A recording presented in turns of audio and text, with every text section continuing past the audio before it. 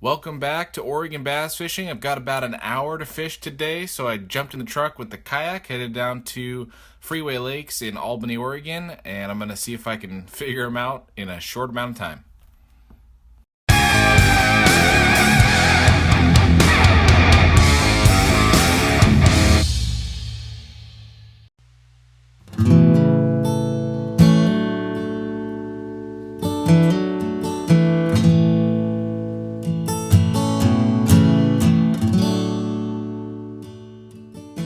Alright, so before we get started fishing here, what I want to do is go into Google Earth and show you kind of the plan, kind of the breakdown of this little pond, this lake here, this series of lakes, and kind of why I chose where I wanted to go and all that. So I'm going to jump onto Google Earth here and kind of break it down for you. Alright, so here we are, Google Earth. I've already typed in Freeway Lakes County Park, Albany, Oregon. So let's go ahead and go down to that.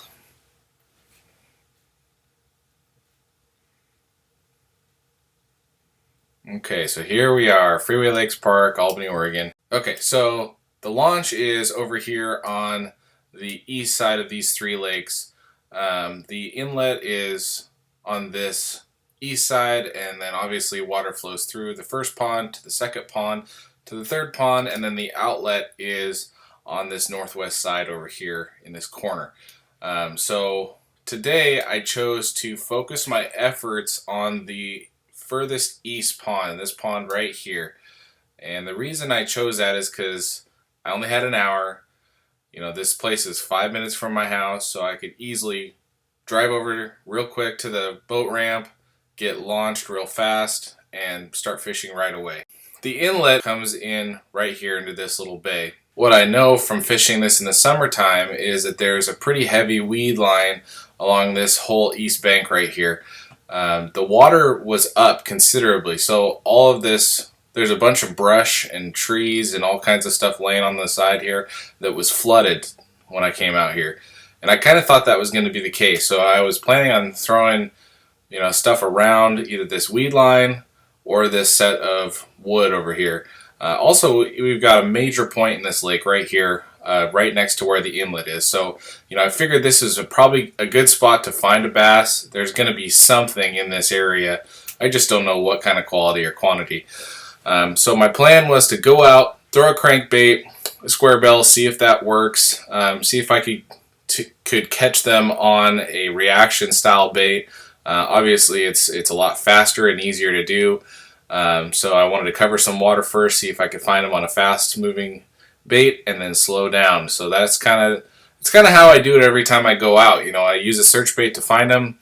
If I don't, then I start slowing down and getting smaller and smaller until they start biting.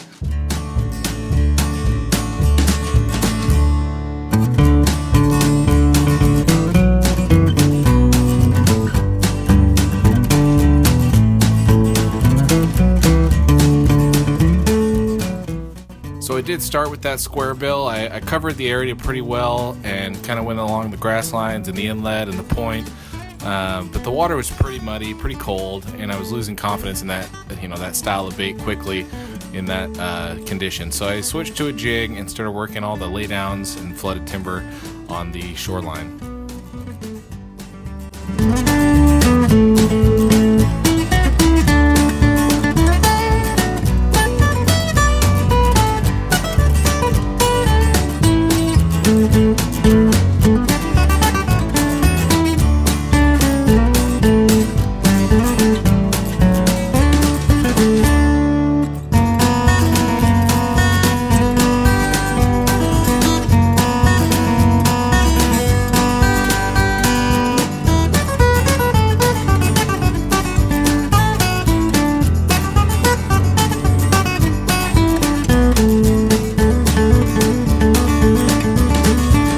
I decided I was going to give a crankbait another try, so I tied on a rattle trap and threw that around. I thought maybe with the loud rattles in the murky water that the fish could find a little easier, but no luck. So I moved on to a drop shot.